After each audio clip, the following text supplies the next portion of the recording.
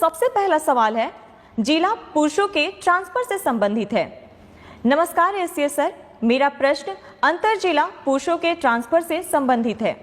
पिछले एपिसोड 13 में सर आपने कहा था कि केवल अंतर जिला महिलाओं का लिस्ट आना बाकी है, तो क्या अंतर जिला पुरुषों का ट्रांसफर नहीं होगा, और अगर होगा तो कब तक उम्मीद कर सकते हैं? देखिए, आपको जानकर ये होगा कि आज हम लोगों ने करीब 1,30,000 टीचर्स का हम लोगों ने विद्यालय में पोस्टिंग की प्रक्रिया शुरू की है। हम लोगों को करीब 1,90,000 आवेदन पत्र प्राप्त हुए थे और 1,30,000 का एक्चुअल स्कूल अलॉटमेंट शुरू हुआ है। ये पूरी प्रक्रिया करीब 15 दिन लगेगा और डीओ सब इसी में लगे हुए हैं। डीओ को ये काम दिया गया है और कर रहे हैं। ये बात मैंने कभी नहीं कहा कि पुरुषों का स्थानांतरण नहीं होगा, और जैसा कि आप आंकड़ों से देखते हैं कि करीब इसमें भी हम लोगों ने करीब 8 से 9,000 पुरुषों का नाम इसमें शामिल किया है, पुरुष टीचर। देखिए, जब भी स्थानांतरण किया जाता है तो 2-3 बातों का बहुत ध्यान रखा जाता है। इतनी बड़ी संख्या एक तो है, 1,90,000 है और आवेदन पत्र हैं। हम लोग 2-3 चीज़ें देखते हैं। पहले तो है वैकेंसी होनी चाहिए, जहाँ पे टीचर मांग रहे हैं वहाँ वैकेंसी होनी चाहिए। और दूसरा ये देखते हैं कि जो हमारा इंटर डिस्ट्रिक्ट जो स्टूडेंट टीचर रेशो है, मतलब जो छात्र और टीचर अनुपात है, उसको भी हम लोग ध्यान देते हैं। अभी तक जो ट्रांसफ़र हुए हैं करीब वो 1,30,000 का जो जिला आवंटन किया गया है, अगर उस आंकड़े को देखेंगे तो आपको आश्चर्य होगा कि ऐसे भी ज़िले हैं जहाँ 20 छात्र पे एक टीचर हैं, और ऐसे भी ज़िले हैं जहाँ 44 छात्रों पे एक टीचर हैं।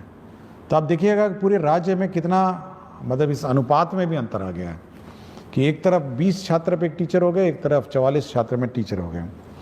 भाई इस कारण से हुआ है क्योंकि जो टीचर उन ज़िलों में थे जहाँ पे 44 छात्र पर टीचर थे, वो सब ऐसे ज़िलों में चले गए हैं जहाँ पे पहले ही टीचर बहुत ज़्यादा थे। तो एक तो हम लोगों को ये मेंटेन करना पड़ता है। पूरे राज्य का औसतन है 30 छात्र पर टीचर हैं। तो हम लोग को ये नियंत्रण रखना पड़ता है कि ऐसा ना हो कि अचानक एक ज़िला ऐसा हो जहाँ पे 10 छात्र हो जाएंगे एक टीचर पे। और जैसे ही ये ट्रांसफर्स होते हैं, देखिए एक चीज़ आपको सभी को सोचना भी चाहिए कि जहाँ से टीचर हटते हैं वहाँ स्कूल बंद भी होने लग जाते हैं।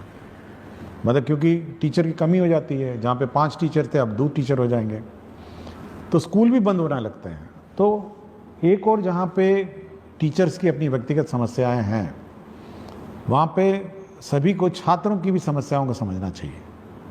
मतलब छात्र भी, मतलब जहाँ उसको 5 टीचर आज थे, जैसे ही वो टीचर स्थानांतरण होकर चले जाएंगे उसके बाद 2 टीचर बच जाएगा, और वही 5-6 क्लासेस जो हैं वो अब 2 टीचर पढ़ाएंगे।